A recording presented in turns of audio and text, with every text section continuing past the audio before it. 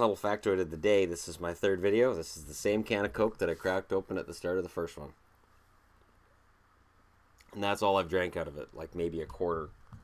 Alright, I'm going to find somewhere to put this down so I can spell it later. There we go. That'll work. Alright, or the cats can spell it later. Yeah, let's not put it there. The 2015 Chicago Blackhawks. So now we're getting into really recent history. I don't really need to get into Hall of Famers because we don't know yet. We can speculate that Kane, Taves, Keith, Hossa, likely all going to be Hall of Famers by the time they retire. Richards, there's some who argue Brad Richards should be in the Hall of Fame. There are some that don't, and I don't really have an opinion one way or the other. Richards was a good fit for Chicago that year. And Antoine Vermette had a good run with Chicago that year too. He was a rental at the deadline. It was a smart move.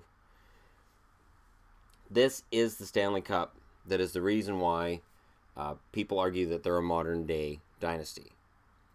That people want to reinvent the term dynasty and mold it to fit Chicago. And I understand that. Totally understand it. They won 3 Stanley Cups in 6 years. They were in the conference final, I think, 2 of the other 3 years. And they did this despite the fact that they lost the last 4 games before the playoffs that season. And they got shelled by Nashville in the second game of that first round. There were plenty of things pointing at the demise of the Chicago Blackhawks. And they weathered it. And something happened this playoffs. I bought this jersey during those playoffs. We had a hockey pool at work where you grab a team out of a hat. Whatever team you grab, that's your Stanley Cup pick.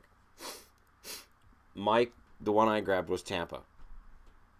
So the fact that I bought this jersey during the playoffs when I had financial reasons to want the Tampa Bay Lightning to win it says a lot about how Chicago won me over that spring. Kane started to become one of my favorite players, and it kind of felt bad at first. It kind of felt like I was betraying myself. Sort of like yesterday, they had this big thing on Ryan Getzlaf on Hometown Heroes series, and damn them, they made me like Ryan Getzlaf, so I won't forget that. A good Ducks video coming before I leave today. But right now we're talking about the Hawks, who beat those Ducks in 7 games in the conference final.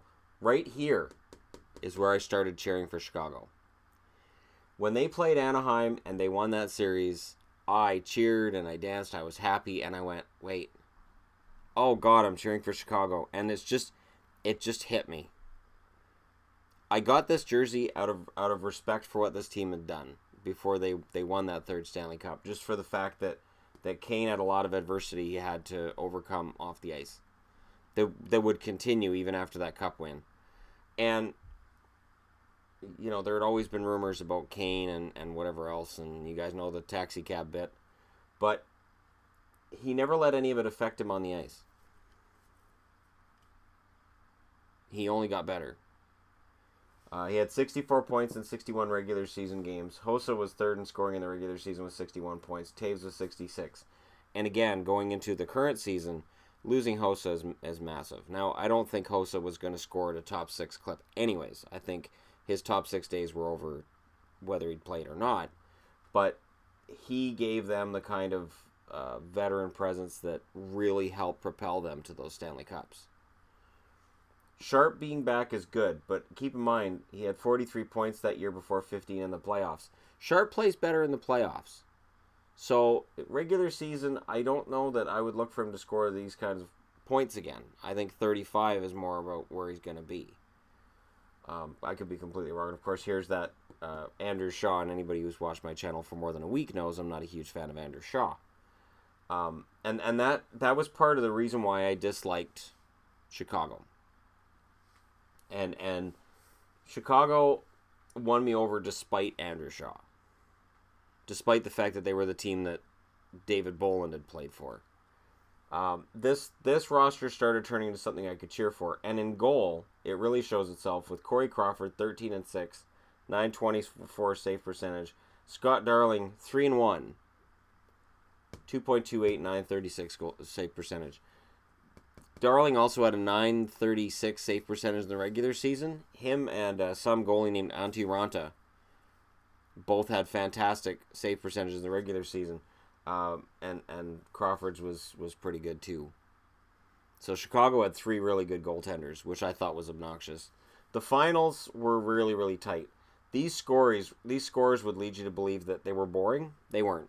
No overtime results. 2-1, 3-4, 2-3, 2-1, 2-1, 2-0. So they win the first game.